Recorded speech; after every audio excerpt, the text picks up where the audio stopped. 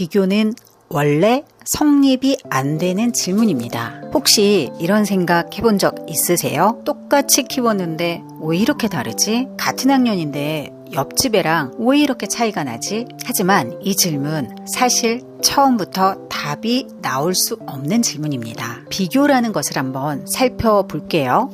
우리가 학교 과학 시간에 실험을 할 때를 생각을 해볼게요. 두 결과를 비교하려면 전제 조건이 있어야 합니다. 온도, 습도, 재료, 시간, 여러 가지를 맞추는 변수 통제를 하고 해야 해요. 그래야만 결과의 차이에 의미가 있는 거죠. 만일 전제 조건이 전부 다르다고 하면 비교의 실험이 아니라 각각 따로따로 진행한 실험인 거예요. 그런데 우리들이 아이를 비교할 때는 어떨까요? 아이마다 갖고 태어난 기질이 모두 다릅니다. 태어난 순서도 다르고 심지어 부모인 내가 그 아이를 키울 때의 나이나 재정 상태, 마음의 여유도 다 다릅니다. 같은 부모 밑에서 자랐다고 해서 같은 조건이라고 볼 수 없는 이유죠. 그런데도 우리는 과정, 조건은 싹 무시하고 결과물만 딱 떼어놓고 물어봅니다.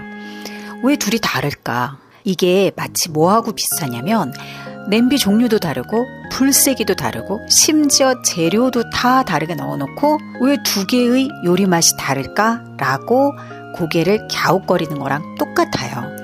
답이 없는 게 아니라 애초에 잘못된 질문입니다.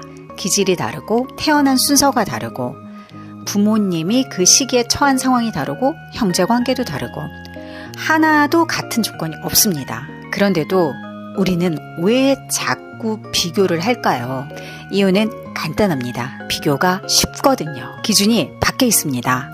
비교의 기준은 옆집 아이, 형, 언니, 또래 평균 이렇게 눈에 보이는 확실한 대상이 있어서 판단하기가 편해요. 반면에 우리 아이의 진짜 모습을 이해하는 것은 어렵습니다. 기준이 아이 안에 있으니까요. 남들한테는 없는 이 아이만의 독특한 조건과 발달 속도를 하나하나 관찰하고 해석까지 해야 하니까 에너지도 많이 들고 힘들어집니다. 그래서 우리는 은연중에 쉬운 쪽을 택하게 되는 거죠.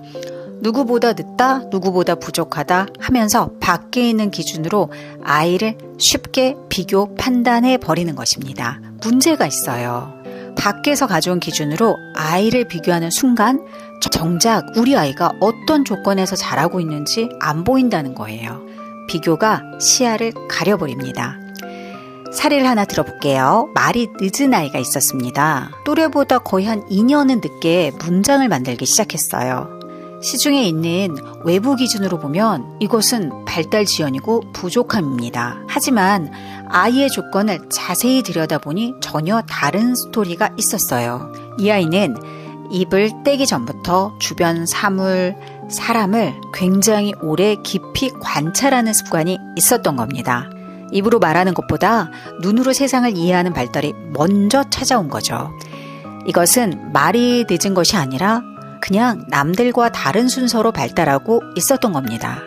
숫자로만 재는 단순한 비교는 이러한 깊은 맥락을 읽어내기가 힘들어요. 오직 빠르다, 느리다라는 1차원적인 등수만 매길 뿐이죠.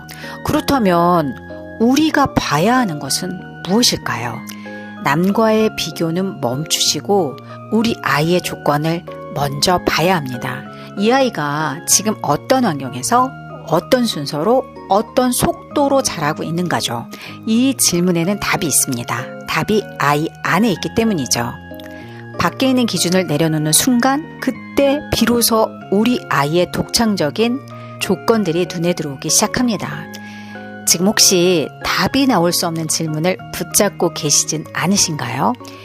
우리 아이를 누구와 비교하고 계셨다면 오늘 하루만이라도 그 기준을 내려놓으시고 아이의 조건 자체를 한번 들여다 봐주세요.